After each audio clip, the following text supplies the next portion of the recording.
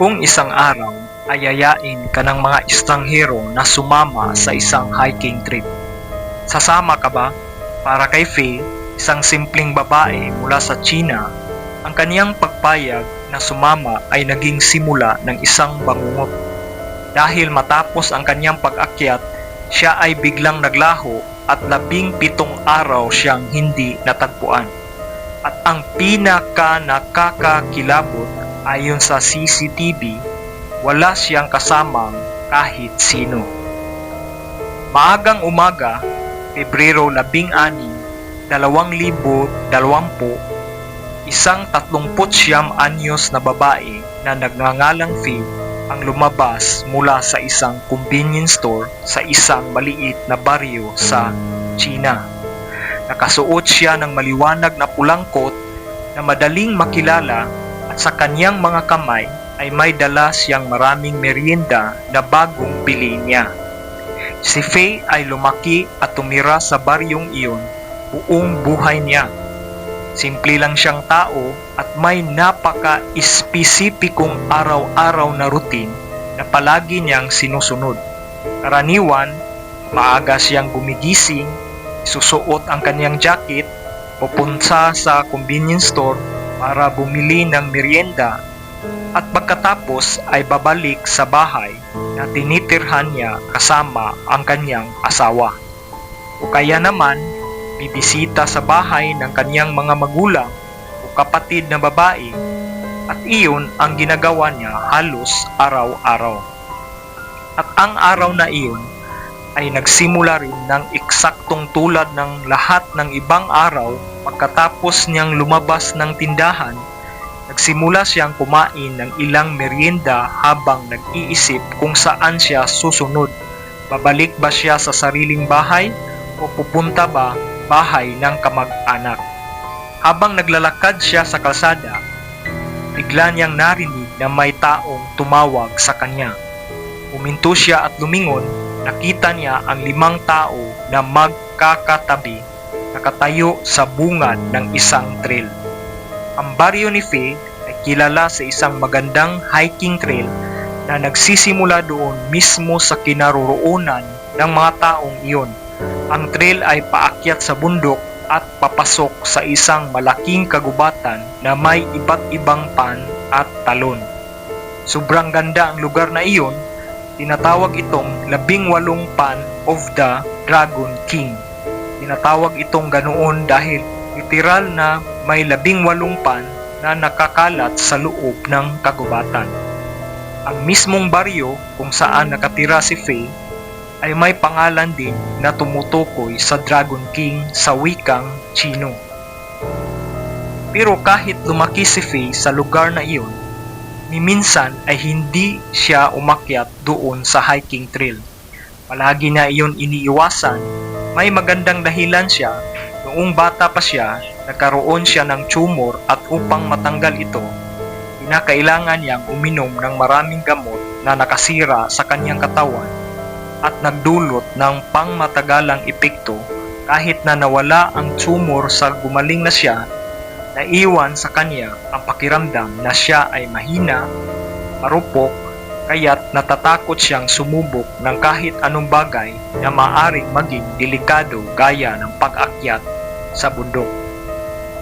Sa halip, namuhay siya ng simple, bumibili ng merienda, bumibisita sa pamilya at iyon lang ang ginagawa niya habang nakatulong ito para manatili siyang ligtas. Naging malungkot at isolated naman ang buhay niya. Wala halos siyang kaibigan, wala rin bagong karanasan.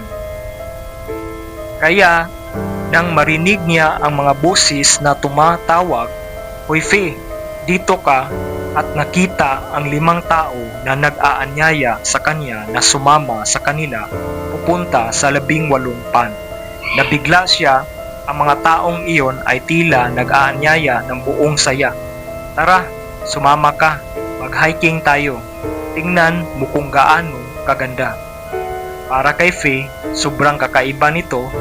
Hindi ito ang normal niyang buhay, pero sa loob niya may sumiklab na kakaibang excitement habang iniisip niya, bakit hindi? Nandito naman sila, mukhang maaasahan sila, marahil magandang idea na minsan ay sumubok ng iba. Kaya't naglakad siya palapit sa kanila at sinabing, "Alam nyo, sige, sasama ako. Hindi ko pa iyon nakikita at sigurado akong maganda." Doon, nagsimula ang kanilang pag-akyat.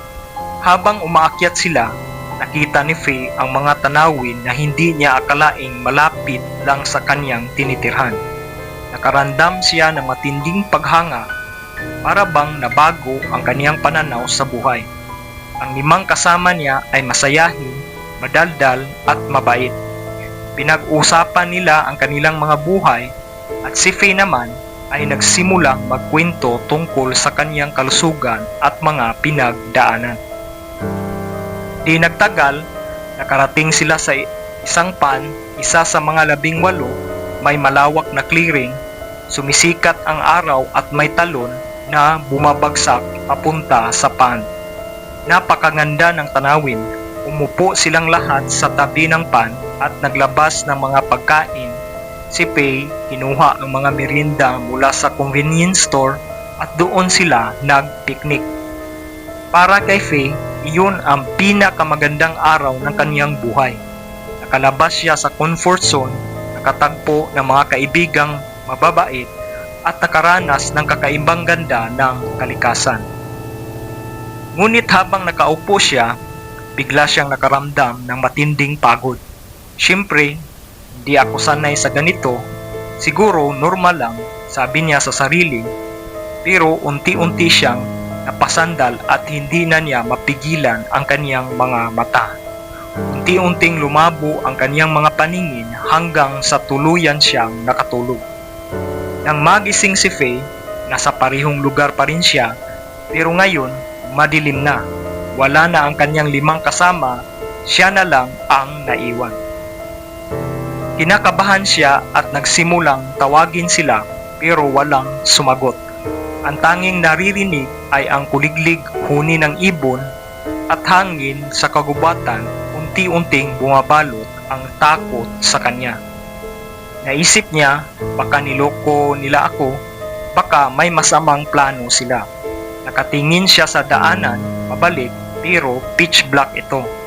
Wala siyang dalang ilaw at kailangan niyang bumaba mag-isa. Kahit nanghihina, pinilit niyang lumakad, madalas siyang mabangga sa puno, mawawala sa daan, at bawat kalusko sa paligid ay tila nagmumula sa mga taong iyon o sa hayop. Ang oras ay parang napakahaba, pero tuloy-tuloy siyang naglakad hanggang sa makita niya ang isang maliit na sapa. Umupo siya roon, uminom ng kaunting tubig at napansin na sumisikat na ang araw. Dahil sa liwanag, nakita niya ang daan pababa ng bundok. Doon siya dumaan at sa malayo nakita niya ang kaniyang baryo. May malaking grupo ng tao na tila naghahanap sa kanya. Kumakaway siya at tinatawag sila. Habang papalapit siya, napansin niya hindi ganoon ang mga reaksyon ng mga tao. Hindi sila mukhang masaya, mukha silang nagulat, natakot at hindi makapaniwala. Nakita niya ang kaniyang kapatid na babae, kaya tinawag niya ito. "Ate, ayos lang ako. Nakatulog lang ako, huwag kang mag-alala." Yumakap sila at nagtanong ang kapatid niya, "Faye, nasaan ka?" Sumagot siya, "Kagabi lang o baka ilang oras. Nakalimutan ko, sumama ako sa 5 tao. Naglakad kami sa bundok, nakatulog ako at pagising ko, ako na lang mag-isa. Pasensya na, alam kong nag-alala kayo." Pero nanginginig ang kapatid niya habang sumasagot, "Hindi totoo yan.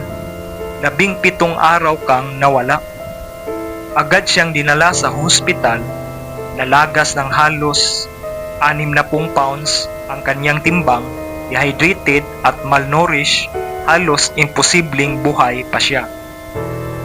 At habang nagpapagamot, nalaman niya ang buong nangyari.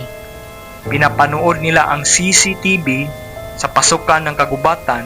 Kitang-kita si Faye, nakapulang coat, papasok sa gubat pero wala siyang kasamang kahit sino. Lalo pang nakakatindig balahibo nang sabihin ng pamilya niya na ang 5 taong ikinikwento niya mga matagal nang patay. At hanggang ngayon, misteryo pa rin kung ano ang nangyari kay Faye. Ang mga tao sa baryo naniniwala na ang 18 pan of the Dragon King ay hindi lang basta hiking trail kundi isang lugar na pinamumugaran ng mga espiritu. At ang tanong na naiwan, kung hindi sila tao, sino o ano ang mga nakasama niya?